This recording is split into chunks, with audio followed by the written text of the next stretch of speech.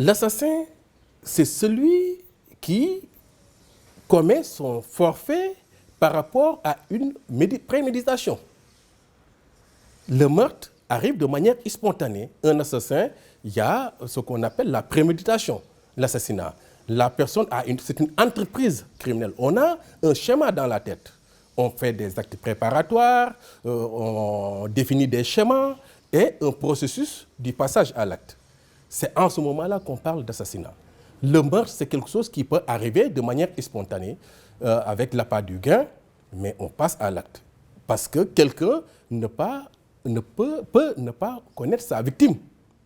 Alors que le meurtre, toujours, parfois, on connaît l'assassinat, on connaît la victime. Voilà, avec ses habitudes, avec voilà, ses réactions, sa possibilité de riposter, sa possibilité vraiment de se défendre. Là, l'assassinat présente ces caractéristiques-là. Donc, c'est quelque chose, un passage à l'acte qui est plutôt subjectif, fondé sur la compréhension de la victime, ses habitudes fondées aussi sur la réaction sociale. Un meurtrier, il peut arriver comme ça de manière très spontanée. On tire de manière très spontanée, on attaque la personne. C'est ça qui fait la différence entre le meurtre et l'assassinat. Malheureusement, on a vécu certains meurtres. Avec l'analyse de la situation, on se rend compte que c'était des gens qui vivaient ensemble. C'est comme si j'étais avec mon chauffeur dans mon véhicule. Automatiquement, il y a quelque chose qui se passe. Vraiment, ça aboutit à un meurtre. L'autre, c'est dans un contexte de rencontre malheureux. C'est le cas de la station, ce qui s'est passé au niveau de la station-service. C'est une rencontre malheureuse qui a abouti vraiment à une dispute. Et puis, les gens sont accrochés. Et puis, il y a eu, hop, c'est tiré, il y a un meurtre. L'autre, c'est avec quelqu'un avec qui on avait l'habitude de travailler. Donc, il y a des échanges.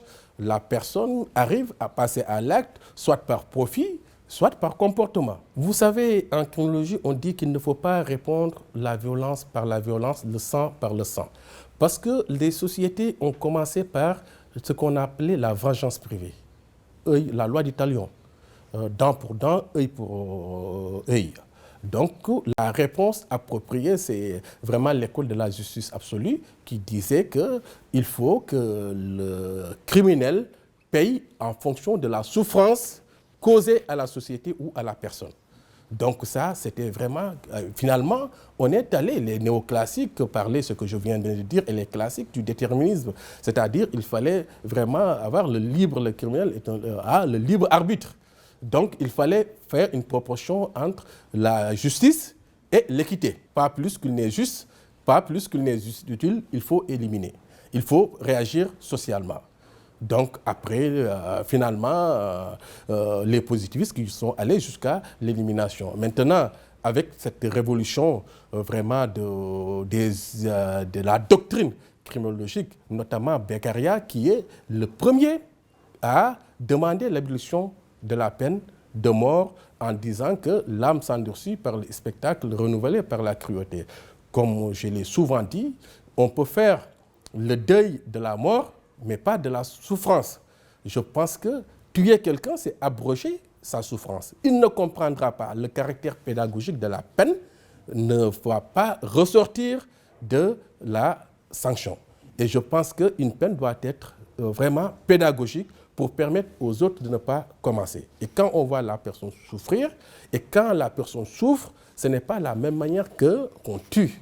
Parce que quand on tue, on abreuve la souffrance. C'est pourquoi je pense que le fait de rétablir la peine de mort ne me paraît pas fondé, ni humainement, ni en droit.